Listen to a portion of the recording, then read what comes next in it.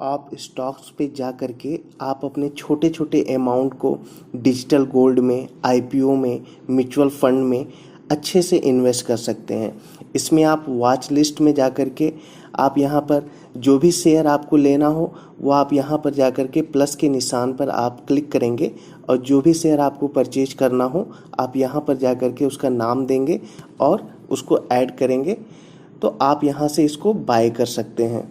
और अगर आप इन्वेस्ट करना चाहते हैं तो आप इन्वेस्ट में जा कर के गोल्ड परचेज कर सकते हैं। आईपीओ जो नए नए आईपीओ आते हैं उसमें आप इन्वेस्ट कर सकते हैं। म्यूचुअल फंड में आप इन्वेस्ट कर सकते हैं। ये बहुत ही आसान ऐप है। ये बिल्कुल फ्री ऑफ कॉस्ट है। इसमें कोई भी चार्ज नहीं लगेगा अकाउंट ओपनिंग के लिए। और इसमें सबसे अच्छी बात है कि आपका डिलीवरी पे कोई भी ब्रोकरेज नहीं लग रही है। तो आप डिस्क्रिप्शन में जाएं, डिस्क्रिप्शन पे दिए हुए लिंक पर क्लिक करें और फ्री ऑफ कॉस्ट इस अकाउंट को ओपन करके आसानी से आप भी शेयर मार्केट में इन्वेस्ट कर सकते हैं। सर थोड़ा फंड्स का भी इंटरेस्टिंग एक्शन है जो आप समझाएंगे हमें, बट एक बार फिर से जरा ग्लोबल मूड माहौल समझ लेते हैं। लग रहा है कि डाउ और नैस्डैक में एक कंपटीशन चल रहा है, एक दिन मैं ज्यादा गिरूंगा और दूसरे दिन मैं ज्यादा गिरूंगा, बट 2 दिनों में देखें तो ऑलमोस्ट अब प्लेन लेवल पर हो गए जहां तक गिरावट की बात है। कैसे देखें सर ये ग्लोबल मूड माहौल और जो इन्फ्लेशन बढ़ने की चिंता है उसको? ये हमारे यहाँ के निफ्टी और बैंक निफ्टी की तरह बिहेव कर रहे हैं डाउ और नैस्डैक, लेकिन निफ्टी और बैंक निफ्टी में ना फ्रेंडली कंपटीशन है कि कौन ज्यादा अच्छा करता है। इनके यहाँ वो कंपटीशन नहीं, वो दुश्मनी टाइप है कि तुम बढ़ोगे तो मैं गिरूंगा, मैं बढ़ोगे तो मैं तुम्हारे अगेंस्ट ही चलूंगा, वैसा वाला मामला है। परसों देखिए बिल्कुल उल्टा हुआ, डाउ मजबूत तो नैस्डैक तेजी से गिरा। कल फिर से उल्टा हुआ, डाउ इतना तेजी से गिरा तो नैस्डैक नीचे। हमारे यहाँ है कि कम से कम इतना तो है कि होता एक ही डायरेक्शन में है निफ्टी और बैंक निफ्टी, बस फर्क यही कि आमतौर पर वो भी बैंक निफ्टी बढ़ने और गिरने में जनरली लीडरशिप लेता है, ज्यादा वोलेटाइल इंडेक्स है। लेकिन जो कुछ अमेरिका में हो रहा है वो इंटरेस्टिंग है। एक बार फिर से अमेरिका में इन्फ्लेशन की चिंता है और डीपीए पिछले 5 दिनों में देखिए, एक दिन चिंता होती है, दूसरे दिन नहीं होती, तीसरे दिन होती है, चौथे दिन नहीं होती, 5वें दिन होती है, बिल्कुल एग्जैक्टली वही चल रहा है। तो अमेरिकी बाजार क्या करना चाहते हैं, इन्फ्लेशन को लेकर परेशान है या खुश है, ये समझना थोड़ा सा मुश्किल होता हुआ दिख रहा है। इसीलिए आपको हर रोज को एक नए ट्रेडिंग सेशन के तौर पर देखना है बाजारों के मूवमेंट को, और वही होता दिख रहा है। एक दिन बड़ा डाउ गिरेगा तो दूसरा दिन रिकवर होगा,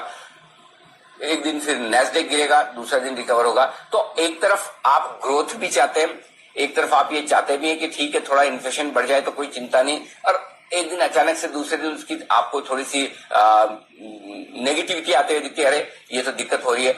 बॉन्ड यील्ड्स कल थोड़े से बढ़कर आए, 1.62 1.63 पर आया है, लेकिन मेरा ये समझना है कि लाइफ टाइम हाई पर बाजार है। लगातार 5 ट्रेडिंग सेशन तक, 4 ट्रेडिंग सेशन तक अगर डाउन ने लाइफ टाइम हाई बनाया है, उसके बाद हल्का फुल्का करेक्शन आना लाजमी है। जितनी एक तरफा तेजी एक साथ होगी उतना करेक्शन आपको शार्प और बड़ा दिखेगा। लेकिन 450 पौने 500 पॉइंट का करेक्शन और 2 दिनों में आप मिलाकर देखें तो कौन सा 500 पॉइंट का करेक्शन कौन सी बड़ी बात है? मुश्किल से 1.25% करेक्शन लाइफ टाइम हाई पर।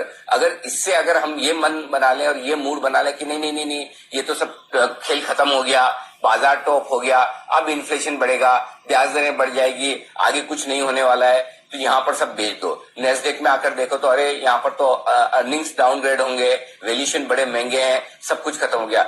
आप 1-2 दिनों की करेक्शन के लिए कोई न कोई बहाना चाहिए। वो बहाना कब कौन सा होगा वो पता नहीं। यानी कि जैसे कि अगर आपको बीमार होना है तो आपको पहले जुकाम होगा, फिर बुखार आएगा, या पहले सरदर्द से आएगा या बॉडी एक से आएगा, वो कहना मुश्किल है। लेकिन अगर आपकी तबीयत खराब होनी है तो होनी है। सिंपल चीज वैसे ही है कि अगर करेक्शन आना है तो करेक्शन का कारण कभी इन्फ्लेशन हो सकता है, करेक्शन का कारण कभी बेरोजगारी के आंकड़े हो सकते हैं, करेक्शन का कारण कभी कोई और खबर हो सकती है। तो मेरा ये समझना है कि ग्लोबल मार्केट्स में अमेरिकी बाजारों का मैं विशेषज्ञ तो हूं नहीं, मैं अंदाज लगा सकता हूं, और मेरा अंदाज ये है कि अमेरिकी बाजारों में एक हल्का फुल्का रनिंग करेक्शन है। उस करेक्शन पर वहां के बाजार रिएक्शन दे रहे हैं। तो अभी तक तो मुझे ऐसा कहीं देखकर लगता नहीं कि ग्लोबल मार्केट से आपको बहुत डरने घबराने की जरूरत है। हाँ, ये जरूर है कि आपके लिए ग्लोबल मार्केट्स में एक ही चिंता की बात है, वो ये पहला, कल वायदा कारोबार, कल छुट्टी है और इसलिए वायदा कारोबार की आज एक्सपायरी है।